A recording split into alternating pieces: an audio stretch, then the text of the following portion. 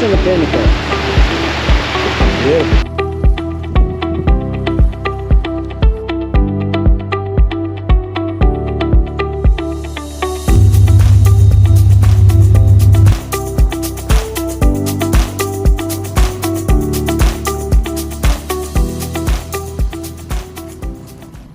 G'day everyone, how you going? Welcome back to a new video. This week we're going to talk about the Ram and how it performed on the Gibb Road over the 4 weeks, along with our friends who joined us as well, Cheryl and Wayne and their Ram. They had the DS, and this is the 2021 DT 1500 Ram. And we'll go through all the modifications that we've done to it and some of the work that we've done, basically giving you a bit of an outline of how it all performed over the course of the Gibb Road, because it's obviously a bit of a topic on the different Ram forums about whether the Rams are actually doing all right out there on what are arguably some of the toughest roads that we've got in Australia.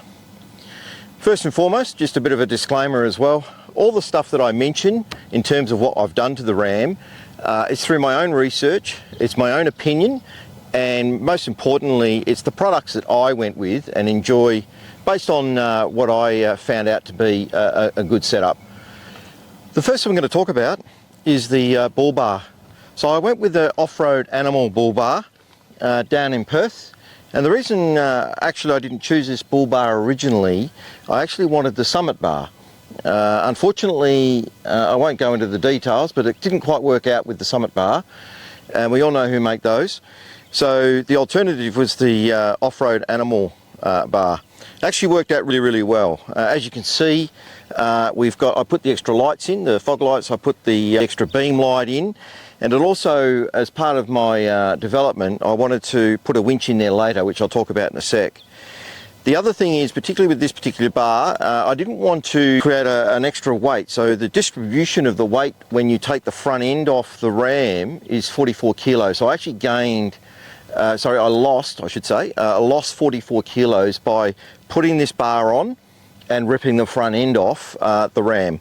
However, I've since added the winch, which is an extra 16 kilos. So the other thing I wanted to do as well, I didn't want those big cumbersome type bars. So I didn't want to change the grill or anything like that because it's just too expensive and so on. So I'd put this hoop bar on, slightly extra cost. It also served to hold the GME antenna as well, or aerial I should say, which basically just broke up that chrome I wanted to achieve, without actually having to spend large amounts of money on getting the front grille changed to a black grille, which you can get in the Rams nowadays, the 24s, particularly the Laramie, which is what this is, in the sports version. Overall, extremely happy with the bar. You can see the sensors are also built in and they work well, and I've already used the bar a couple of times, hit a couple of small kangaroos, and that's actually prevented it. Further down, and I'll show you this in a sec, we've got also added protection underneath the front end of the bar as well, which obviously gives a good strength and protection around the engine. You can see down here, I've put the vehicle recovery winch system on there. So this is a VRS winch, 12,500 pounds. It actually goes quite well. I've used it a couple of times, no complaints. It comes with a remote and normal standard link in, pretty simple to use, and overall pretty well built. Provided through Opposite Lock in Perth, and the guys down there did a good job and basically indicated they haven't had any major issues or any servicing issues with this, and also that support, which I admire, which makes a lot of my decisions, is that aftermarket, aftercare support, because without that you can be stuck in the middle of nowhere, and you need that extra support, which can be said for some of the other brands that are getting around. I'll just grab the camera and you can see down here the bull bar, and that's actually worked pretty well. I'm pretty happy with that.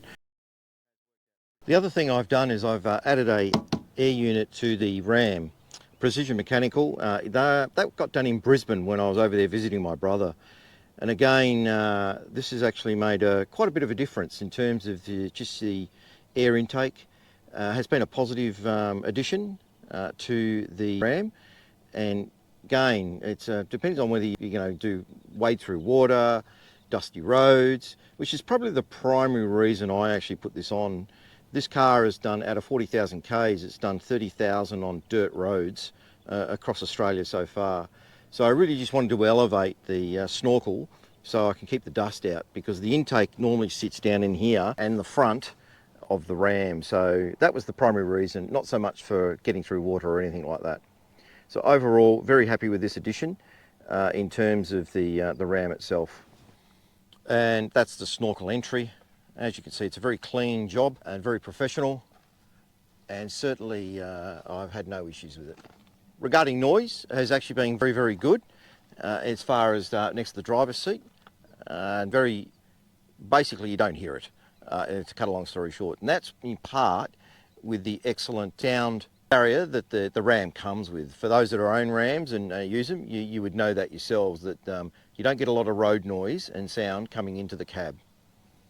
The other thing that I've added is these mud flaps. These are actually worked out really, really well. Aftermarket kit, for the life of me I can't remember, but I'll put the link in the description below.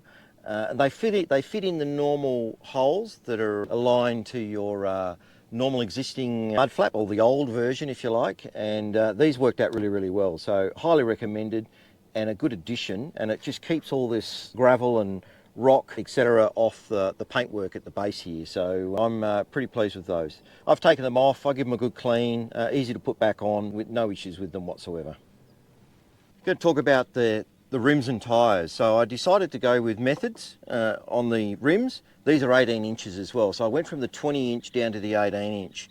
And the main reason for that is that I've aligned this to the Caravan in terms of being able to use the wheels. These are 35, so they're a light truck. They're the BF Goodrich KO2s, and I am absolutely blown away with these tyres. These have just done over 30,000 Ks already, and very, very impressed with the BF Goodrich KO2s. They're the Baja, anyway, they're the champion tyres. You'll probably notice this, I'll talk about this in more detail later.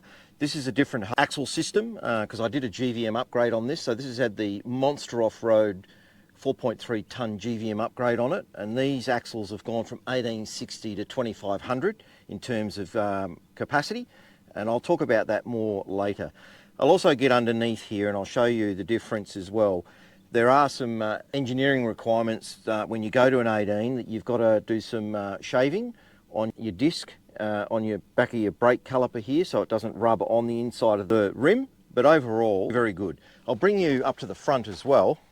With these ones, on the 35s on the front, you could probably argue, as you can see, it's pretty close down there to the mud flap.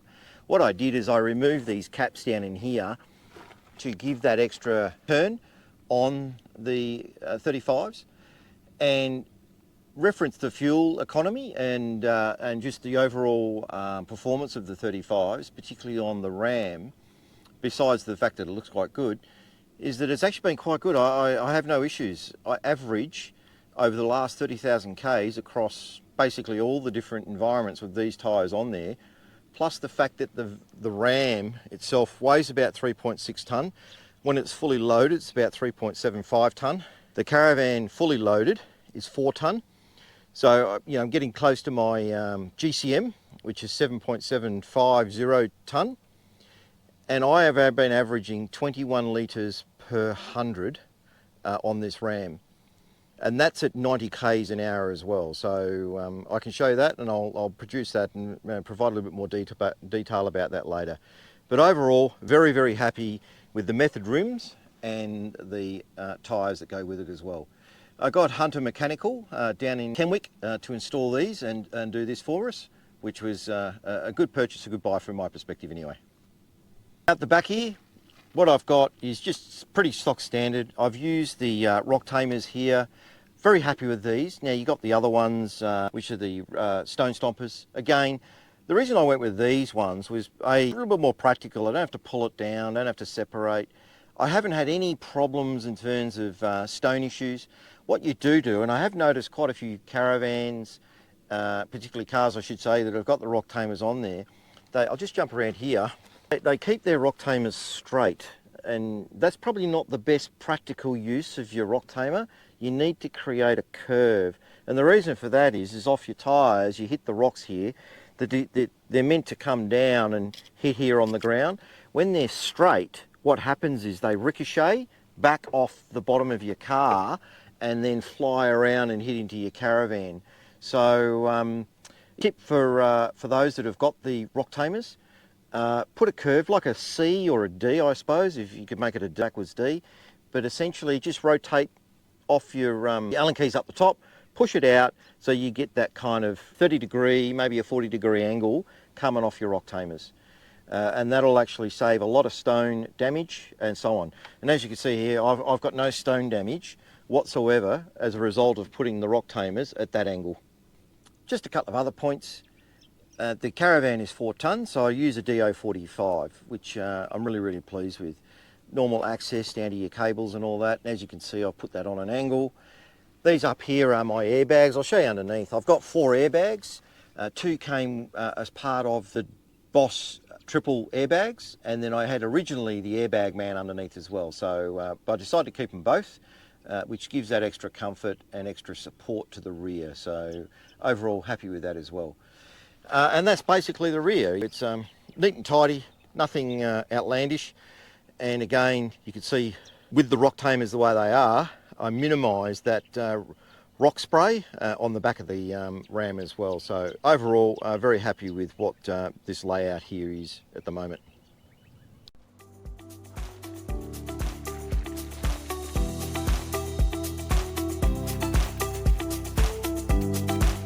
Better take the hat off. And I'll bring you underneath the car and we'll have a we're now underneath the back of the Ram. You can see that the tyre is missing because it won't fit in this area here with all this going on in here as far as the rims are, the tyres are concerned. So first up, I put a cutback Manta exhaust on the back of the Ram, and again Core Off-Road did that for me, and that was just simply to build some, just give it more air and let the air get out a little bit more and just increase that performance that these things can do. So overall, and plus not only that, it gives you a nice little rumble as well. So very happy with the catback Manta exhaust. 15 to 20 how heavy the caravan is, and that gives me a perfect height, makes it nice and level, and makes it gives it a nice smooth ride. As you can see, that's the diff we've done. I'll go into that more detail later in another vid, because there's quite a bit of works that's gone on here in terms of doing the GVM upgrade for this particular truck, which is the 4.3 tonne GVM.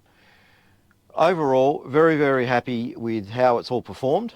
And again, been on the road, done 30, hasn't missed a beat, had no issues, and it drives pretty well. As you can see here, I got Monster Off-Road to do it. Again, not a cheap thing, but you know, in terms of what we were doing, in terms of our travels, what we were carrying, for me it was that insurance policy, which is what have that redundancy so that all the weights are above board. And if need be, I got a little bit as well. So for me, it was a good outcome. Just moving to the rear of the Ram, as you can see, it's quite tall.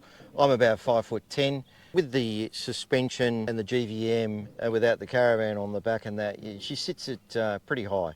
It's a 5-inch lift that I have on this, which I'm pretty happy with. Plenty of clearance, no issues there.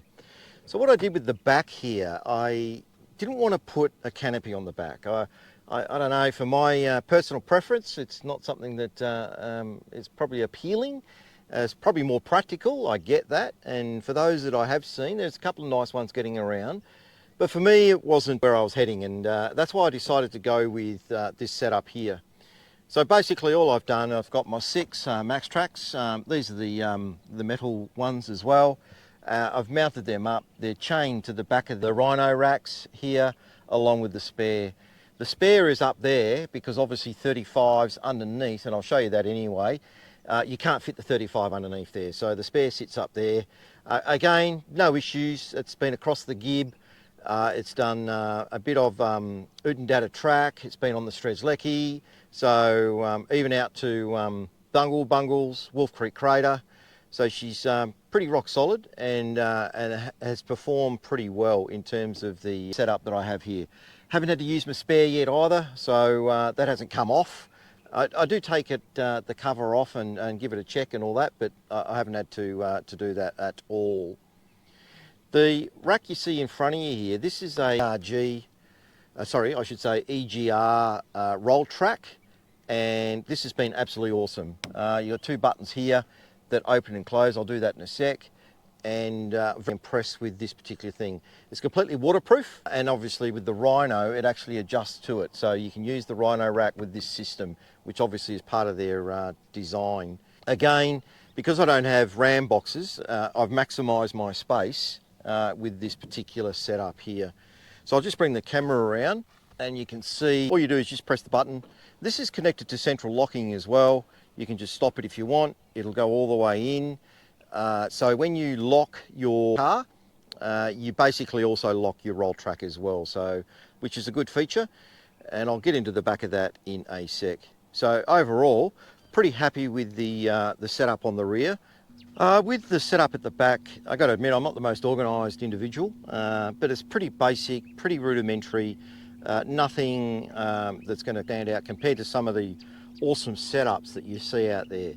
But for me, this is what it does. Again, weight is key, and weight is king, I should say, in terms of the RAM. And if you balance it right, you can actually still achieve and have a good setup in terms of your weight. Probably this is the game changer for me. This is the 100 power box. Basically, it's wired in, charged with fridge off it. It's a 100 amp hour lithium battery in here. Works a treat. And Core Off-Road did that for me, and they've got some great kit. I'm pretty impressed with the setup, and it certainly hasn't missed a beat at this stage. And very functional. I can get 6 to 8 days without turning the car over off the 100 amp to keep the fridge cool, which is basically the bar fridge. So very, very impressed with the setup. And I charge all my phones and my rock box out the back here. For those that don't know, it's obviously an old saying in terms of what we use. I can connect my solar to it as well off here. You get a special adapter for that, and vice versa. If I want to draw power off this, which I can do in those kick-ass,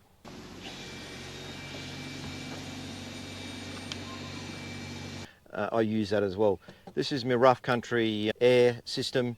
Haven't really figured that out yet in terms of the long term, what I'm going to do there, but I'll get it around to that eventually. This is the fridge setup. This is actually made by Osbox, and I've got to be honest with you, I'm pretty impressed with the setup. Slides out, basically I'll bring the camera around, slides out, get into the fridge, crack a bit, and you got this tray that they added to it as well. And as I said, it's made by Osbox. They're in Maddington. I had to get it custom built because the fridge height in comparison to the roll track had to get it lower as much as we could, and obviously create the system. So that's a custom built slide. Challenges that I had in developing this. I decided to go with just the basic King's drawers. Be impressed with them. It's pretty solid. It hasn't missed a beat. This has done the This has done the Gibb River Road. Build as impressed with the King's setup so far. And again, for me, you can. I just wanted to give it a go, see how it looks, see how it worked, and overall, I got no complaints with the King's drawer system. For particularly those that are on a bit of a budget, this is actually a really, really good alternative. So for that, it certainly worked. And I managed to squeeze it in. You can see the clearance in there. We just did some modifications to the drawer just to lower it down an inch, and that worked out well as well. We'll just go inside the cab now, because I have done a couple of things in there that are probably worth mentioning, just so that you can see what's going on inside the cab. As you know, you obviously get the electronic steps. And by the way, again, absolutely no issues with these steps whatsoever. Worked out really well.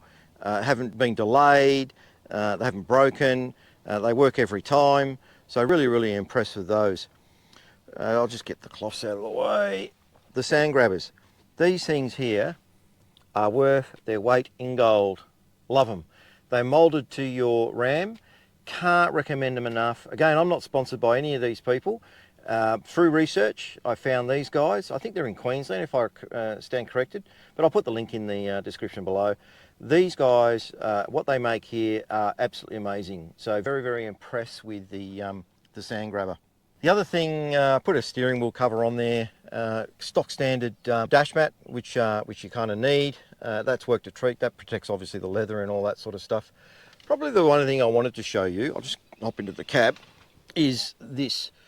With your sun visors, they do break, and you'll see a video what I've made, and you'll see that I painted this. So this system here actually is an alternative aftermarket piece of kit, and it's worked out really well. Now this thing just doesn't break, it doesn't move, so the sun visor works really well and holds it in place. So I'll put the link in for those because these break all the time, and you can check them out as well.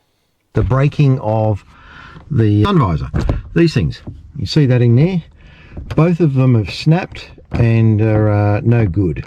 Apparently this is a notorious weak point for these sun visors because they extend all the way up the side of the window as well. So a bit of a poor design in my view, but there is a solution, and I'll take you through that.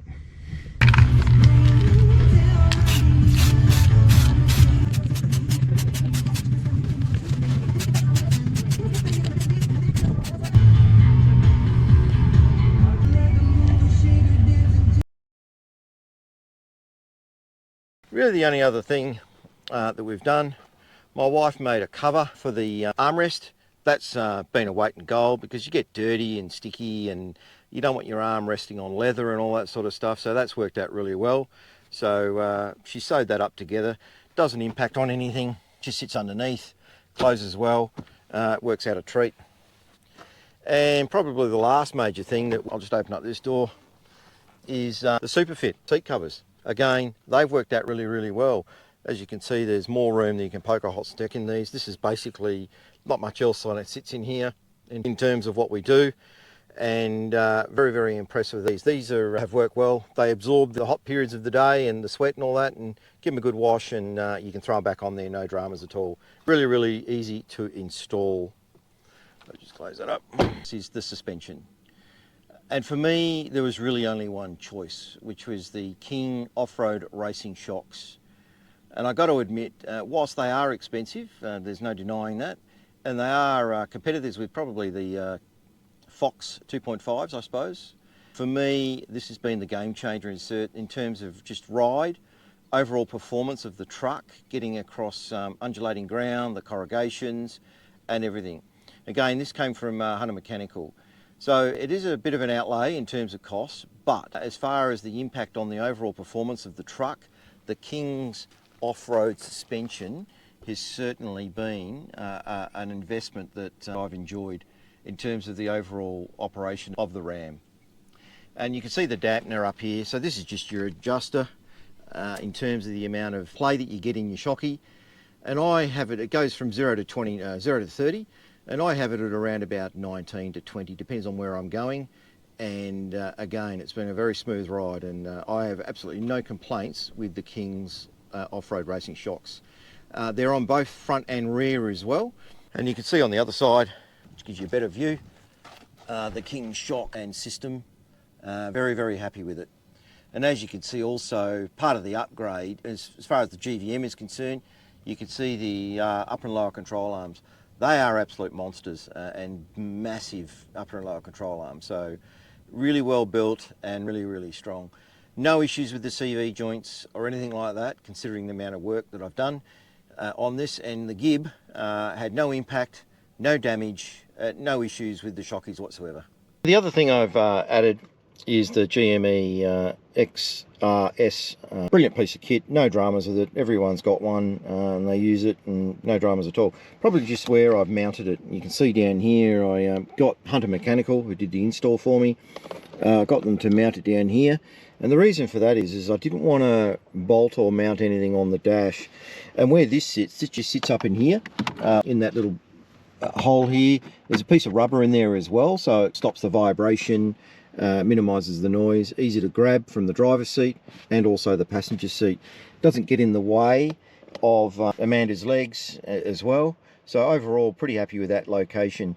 Like I said, I couldn't come to bear drilling holes in here or putting sticky clips on there or anything like that. So that's my solution for the two-way and its setup there. Overall, it's worked well. Haven't had any issues with it. It's been like that now for at least 18 months, so all good there. G'day everyone. I'll also share with you, I put a throttle controller on the Ram as well. It's the Banks throttle controller. It's not a cheap one, but it's been an absolute game changer in terms of your throttle control on the Ram. It's run through an app, and this is the, get it up properly, that's the app there. You can change your settings. You've got track, which is your full drive, then you can go to sport mode, and then you can change the output on your throttle. And then if you're just doing bitumen, you can also change that for city. So it's basically what I use when I'm doing the country roads. And then when I'm on the Gibb River Road, I use this one here, which is the track. And then as you can see, you get a ratio, you get the banks moving up and down. I'll just bring it there. You can hear the difference in response. This has actually worked really, really well, and it's been a great addition to the overall performance of the Ram. And it certainly, I noticed it on the track, and it basically improved my fuel efficiency. And I'll just bring up the camera now. So I'm averaging 20.8 when we pulled in with the van behind us. So doing pretty well. So I'm pretty happy with the overall performance of the fuel economy with the throttle controller tied in with the snorkel, the Manta exhaust.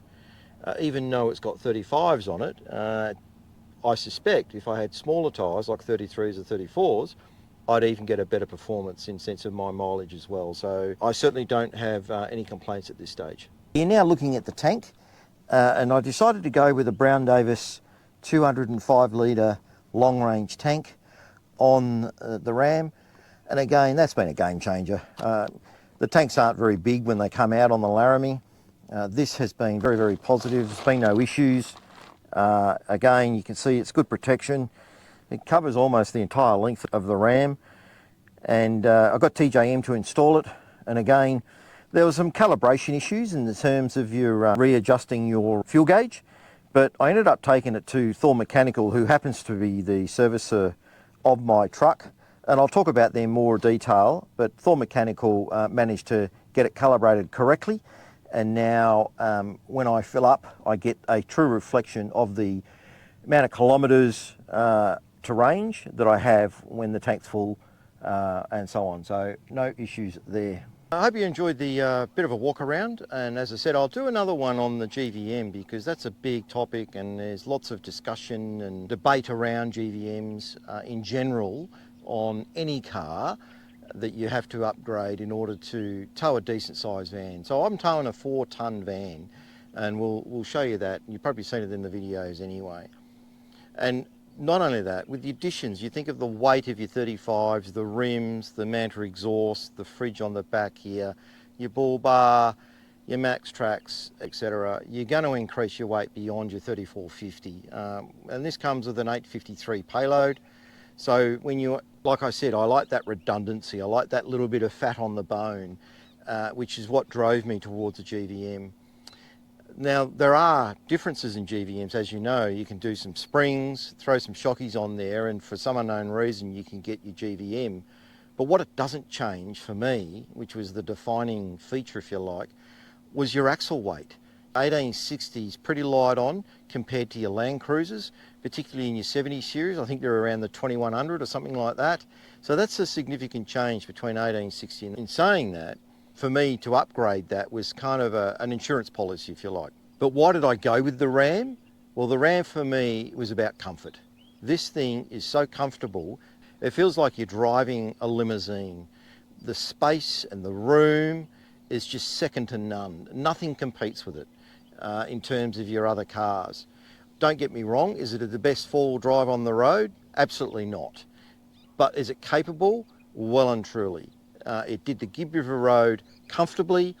It had no issues whatsoever. The only thing I've had to do to this thing is replace the battery. And that was the original battery that this came with. and so that's the only issue that I've had with the Ram. What would I do differently? Well, there's a couple of things I probably would do.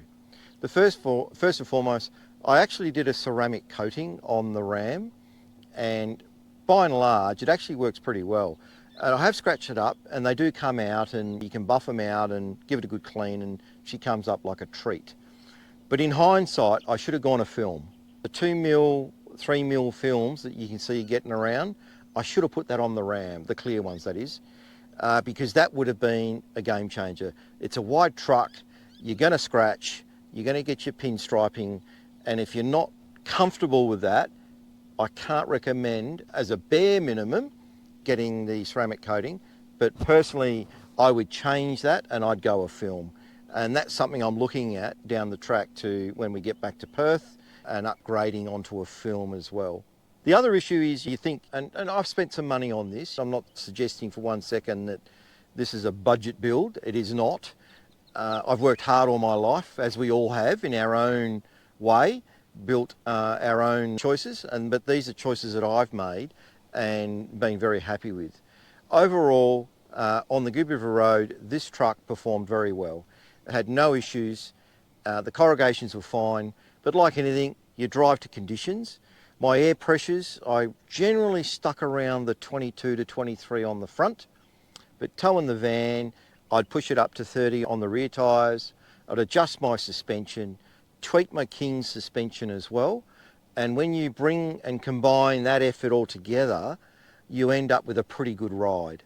And equally, friends of ours, Cheryl and Wayne, who had the DS Ram, again, he had no issues with his Ram whatsoever. There are some issues getting around with the DT where people are overloading these and it's buckling the apron at the rear on the Ram, and Monster Off-Road's got some great initiatives around bracing and support. I don't have that problem, it hasn't happened to me. I do notice that depending on which Ram came into the country via the ASV or Walkinshaw or Ram Direct, will have the different bracing on the chassis underneath. So at this stage I am monitoring it. Am I likely to do an upgrade in terms of the bracing? I probably will. Once again, not because I think I need it, it's more about that insurance policy. It's eliminating risk for me in terms of being off-grid and remote. And that's what my wife and Amanda and I do. We go off-grid and we are remote. And we sit out there for weeks on end because of the ability with this truck and what we can do with our caravan in terms of living off-grid. So overall, hope you enjoyed it. I've got a few more things to talk about in terms of the Ram as we continue our journeys. But overall, it's been a pleasure to have, and we look forward to continuing many adventures and many drives in our Ram. And please, if you've enjoyed the video, like and subscribe. Do with all the help we can when you're a budding new YouTuber. Well, I'm trying to be anyway. So please, we do thank you as well. And some of the feedback has been quite positive as well, so I appreciate that. So overall, thanks very much, and I will see you on the next one.